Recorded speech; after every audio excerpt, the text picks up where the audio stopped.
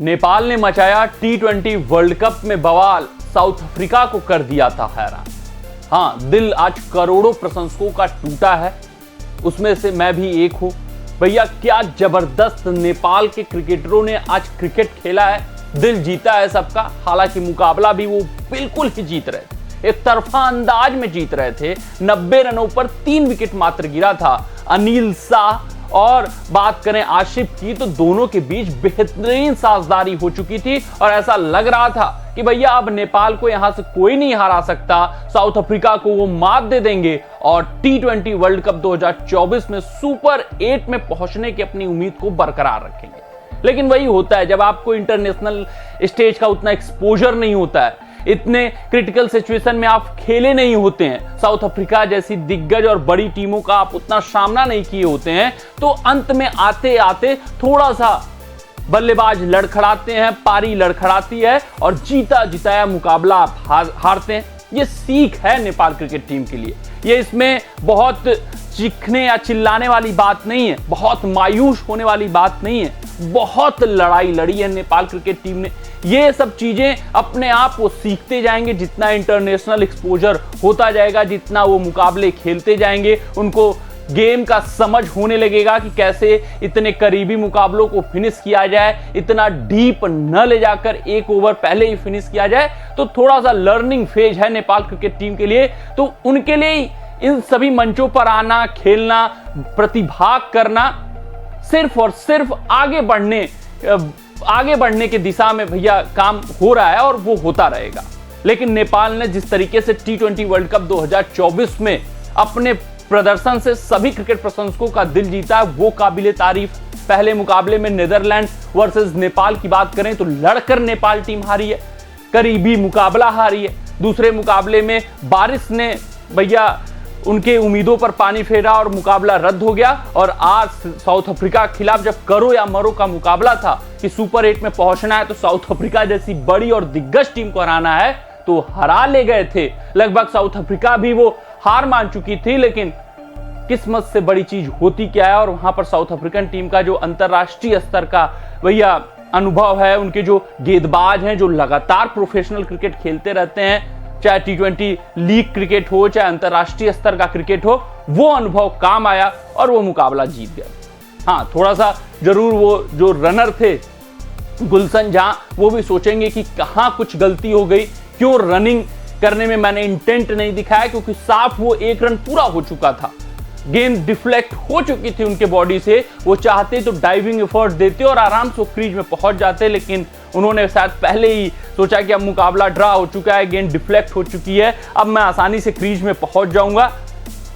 यही सब चीजें सीखने वाली होती है। पहले अपना टास्क कंप्लीट किया जाता है, उसके बाद चीजों से संतुष्ट हुआ जाता है। तो लर्निंग फेज है नेपाल क्रिकेट टीम के लिए, लेकिन नेपाल क्रिकेट ने दिखाया है कि उनका भविष्य उज्जवल है, उनके खिलाड़ी प्रतिभावान हैं। सिर्फ और सिर्फ अब इंटरनेशनल एक्सपोजर की जरूरत है। जितने मुकाबले वो खेलते जाएंगे, जितने बड़े टीमों का सामना करते जाएंगे, उतना ही वो सीखते जाएंगे। हालांकि अब सुपर 8 के रेस से वो बाहर हो चुके हैं, वो हम समझाएंगे कैसे, कि क्या कोई चांसेस है थोड़ा बहुत इर्द गिर्द 19-20 हो जाए तो भी, क्या बारिश हो जाए तो भी वो पहुंच सकते हैं। तो उन सभी समीकरणों को समझेंगे। सबसे पहले इस मुकाबले के स्कोर कार्ड पर आते हैं।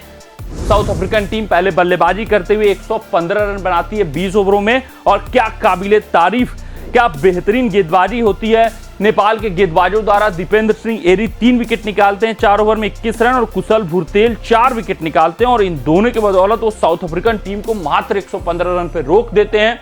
वहां पर रीजा हेंड्रिक्स 43 रन का योगदान देते हैं, क्रिस्टियन स्टफ 27 रनों का। उसके अलावा कोई भी साउथ अफ्रीकन बल्लेबाज नेपाल के गेंदबाजों के आगे टिक नहीं पाता है, और पूरी की पूरी टीम मात्र 115 रन बना पाती है। और जब चेज होता है तो चेज भी शानदार तरीके से नेपाल क्रिकेट टीम करती है। जो उनके दोनों बल्लेबाज होते हैं, एक सॉलिड स्टार्ट देते हैं। जो कठिन फेज था, जहां गेंद लहरा रही थी, जहां गेंद में हरकत था, उस फेज को वो डकाते हैं, एक पार्टनरशिप करते हैं। 13 रन कुशल भुरतेल, आसिफ शेख जब तक टिके थे तो ऐसा लग रहा था कि नेपाल टीम की नैया को पार लगा देंगे, लाइन क्रॉस करवा देंगे, लेकिन वही होता है कि अंत में थोड़ा सा अनुभव की कमी के कारण वो अपना विकेट फेंक देते हैं। आसिफ शेख 42 रन बनाते हैं, अनिल शाह 27, और आसिफ शेख और अनिल शाह के बीच जो साझेदारी हुई उसने तो लगभग ऐसा कर दिया था कि मुकाबला नेपाल जीत चुकी थी 50 रन। अब वो हारे कैसे, उसकी वो समीक्षा जरूर करेंगे। हालांकि ये सीख है नेपाल क्रिकेट टीम की। 35 रनों की साझेदारी पहले पार्टनरशिप के लिए हुई, पहले ओपनिंग पार्टनरशिप के लिए हुई, उसके बाद कोई साझेदारी नहीं जम पाई। दीपेन सिंह एरी ने गलत समय पर अपना विकेट फेंका, उनसे उम्मीद थी। हालांकि अंत में आखिरी ओवर में मुकाबला लगभग नेपाल के हाथों में आ गया था, 2 गेंदों पे 2 रन। वहां से कुशल मल्लाह ने वो थोड़ा सा, गुलशन झा ने थोड़ा सा मौका गंवाया और वहीं से थोड़ा सा मायूसी नेपाल के प्रशंसकों के हाथों लगी है। अनिल शाह ने 27 रन, उसके अलावा शामची की जबरदस्त गेंदबाजी रही, 4 ओवर में 19 पे 4, और नारकिया ने 1 विकेट मार्करम ने। तो मुकाबला जो जीता जिताया था, जो नेपाल लगभग अपनी झोली में डाल चुका था, वो 1 रन से गवा बैठता है। बहुत कुछ नेपाल क्रिकेट टीम यहाँ से सीखेगी, इस अंतर्राष्ट्रीय स्टेज से सीख कर जाएगी। और आईसीसी को ध्यान देना चाहिए कि जितना उदय हो रहा है इन देशों का, उतना उनका मोटिवेशन करना चाहिए, उनका इंटरनेशनल एक्सपोजर देना चाहिए, टीमों से मुकाबले करवाने चाहिए, तब जाकर ये वर्ल्ड कप में और भी रोमांच पैदा करेंगे। अगर हम बात करें ये पॉइंट्स टेबल की, तो साउथ अफ्रीका 4 में 8 पॉइंट हो चुके हैं उनके, वो पहुंच चुके हैं। बांग्लादेश 3 मुकाबले में 4 पॉइंट, नीदरलैंड 3 मुकाबले में 2 पॉइंट, नेपाल 3 मुकाबले में 1 पॉइंट, यानी ये आखिरी मुकाबला जीतेंगे भी, बांग्लादेश को हरा भी देते हैं तो 3 ही पॉइंट तक रुके रहेंगे। यानी बांग्लादेश पहले ही 4 पॉइंट पे है, जिस कारण से नेपाल बाहर हो चुकी है। अब मुकाबला सिर्फ और सिर्फ नीदरलैंड वर्सेस श्रीलंका का बचा हुआ है और नीदरलैंड श्रीलंका में लड़ाई होगी, जो जीतेगा।